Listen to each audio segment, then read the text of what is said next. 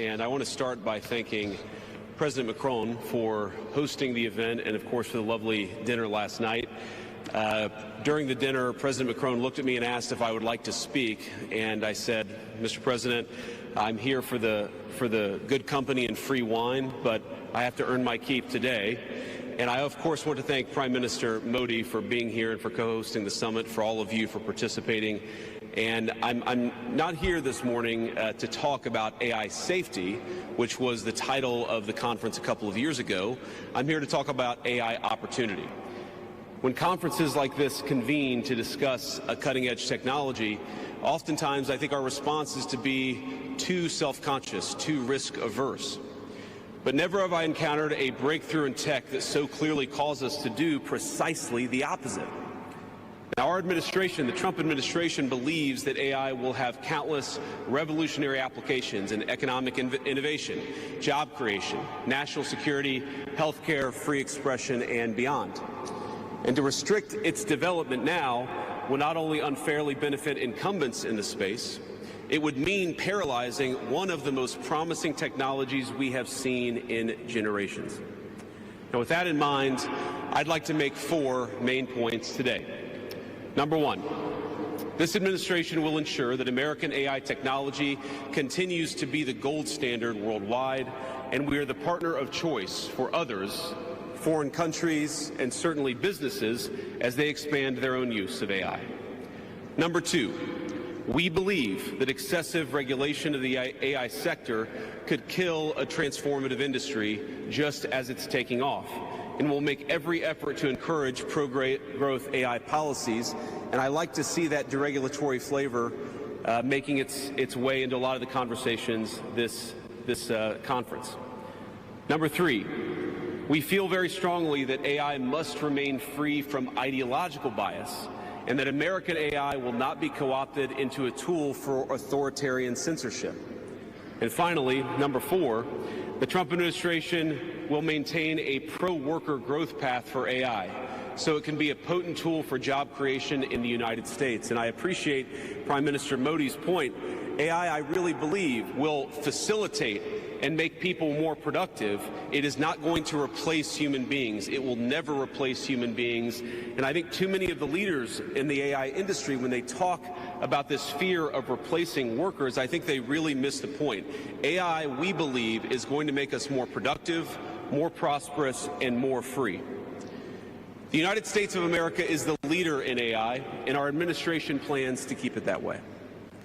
The U.S. possesses all components across the full AI stack, including advanced semiconductor design, frontier algorithms, and, of course, transformational applications. Now, the computing power this stack requires is integral to advancing AI technology. And to safeguard America's advantage, the Trump administration will ensure that the most powerful AI systems are built in the U.S. with American-designed and manufactured chips. Now, just because we're the leader doesn't mean we want to or need to go it alone, of course. And let me be emphatic about this point. America wants to partner with all of you. And we want to embark on the AI revolution before us with a spirit of openness and collaboration. But to create that kind of trust, we need international regulatory regimes that fosters the creation of AI technology rather than strangles it. And we need our European friends in particular to look to this new frontier with optimism rather than trepidation. Now, the development of cutting-edge AI in the U.S. is no accident. By preserving an open regulatory environment, we've encouraged American innovators to experiment and to make unparalleled R&D investments. Of the $700 billion, give or take, that's estimated to be spent on AI in 2028, over half of it will likely be invested in the United States of America. Now, this administration will not be the one to snuff out the startups and the grad students producing some of the most groundbreaking applications of artificial intelligence. Instead, our laws will keep big tech, little tech, and all other developers on a level playing field. Now, with the President's recent executive order on AI, we're developing an AI action plan that avoids an overly precautionary regulatory regime while ensuring that all Americans benefit from the technology and its transformative potential. Now, we invite your countries to work with us and to follow that model if it makes sense for your nations. However, the Trump administration is troubled by reports that some foreign governments are considering tightening the screws on U.S. tech companies with international footprints. Now, America cannot and will not accept that, and we think it's a terrible mistake, not just for the United States of America, but for your own countries. Now, U.S. innovators of all sizes already know what it's like to deal with onerous international rules. Many of our most productive tech companies are forced to deal with the EU's Digital Services Act and the massive regulations it created about taking down content and policing so-called misinformation. And of course, we want to ensure the internet is a safe place, but it is one thing to prevent a predator from preying on a child on the internet, and it is something quite different to prevent a grown man or woman from accessing an opinion that the government thinks is misinformation. Meanwhile, for smaller firms, navigating the GDPR means paying endless legal compliance costs or otherwise risking massive fines. Now, for some, the easiest way to avoid the dilemma has been to simply block EU users in the first place. Is this really the future that we want, ladies and gentlemen? I think the answer for all of us should be no. Now, there's no issue where we worry about more than regulation when it comes to energy. And again, I appreciated the comments of so many at the conference because they recognize that we stand now at the frontier of an AI industry that is hungry for reliable power and high-quality semiconductors. Yet too many of our friends are deindustrializing on the one hand and chasing reliable power out of their nations and off their grids with the other. The AI future is not going to be won by hand-wringing about safety. It will be won by building, from reliable power plants to the manufacturing facilities that can produce the chips of the future. Now, at a personal level, what excites me most about AI is that it is grounded in the real and the physical economy. The success of the sector isn't just a matter of smart people sitting in front of a computer screen and coding.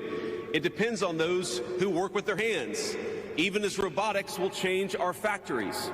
It will certainly make our healthcare providers better at treating diseases, but it will also depend on the data produced by those healthcare providers, by those doctors and nurses. I believe it will help us create and store new modes of power in the future, but right now, AI cannot take off unless the world builds the energy infrastructure to support it. Now, it's my view that tech innovation over the last 20 years has often conjured images of smart people staring at computer screens, engineering in the world of bits.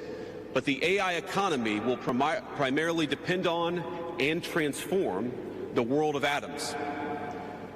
Now, at this moment, we face the extraordinary prospect of a new industrial revolution, one on par with the invention of the steam engine or Bessemer steel.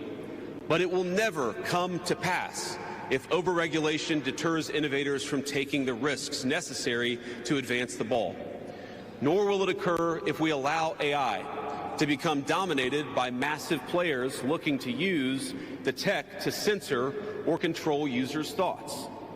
And I'd ask, if you step back a moment and ask yourself, who is most aggressively demanding that we, meaning political leaders gathered here today, do the most aggressive regulation?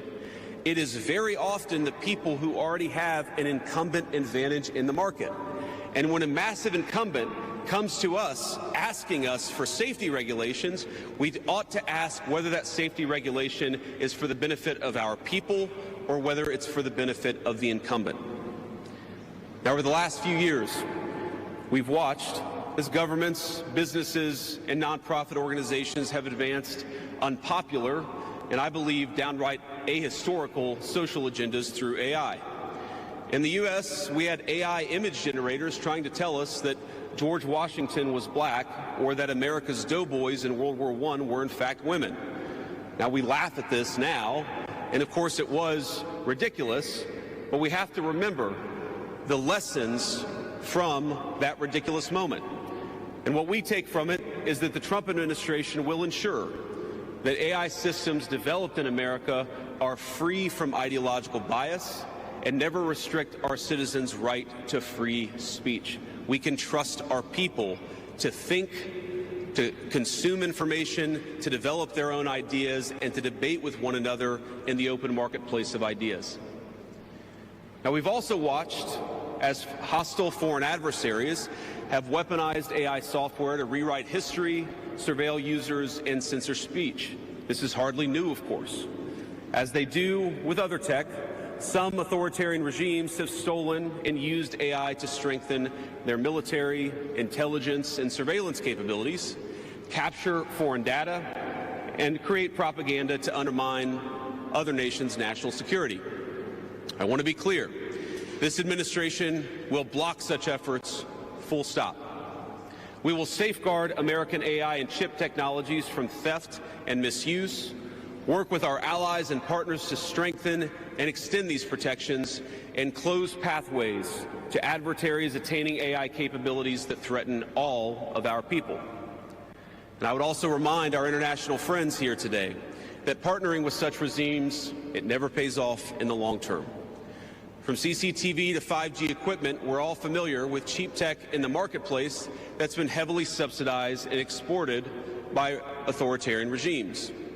But as I know, and I think some of us in this room have learned from experience, partnering with them means chaining your nation to an authoritarian master that seeks to infiltrate, dig in, and seize your information infrastructure. Should a deal seem too good to be true, just remember the old adage that we learned in Silicon Valley: if you aren't paying for the product, you are the product. Finally, this administration wants to be very clear about one last point. We will always center American workers in our AI policy. We refuse to view AI as a purely disruptive technology that will inevitably automate away our labor force.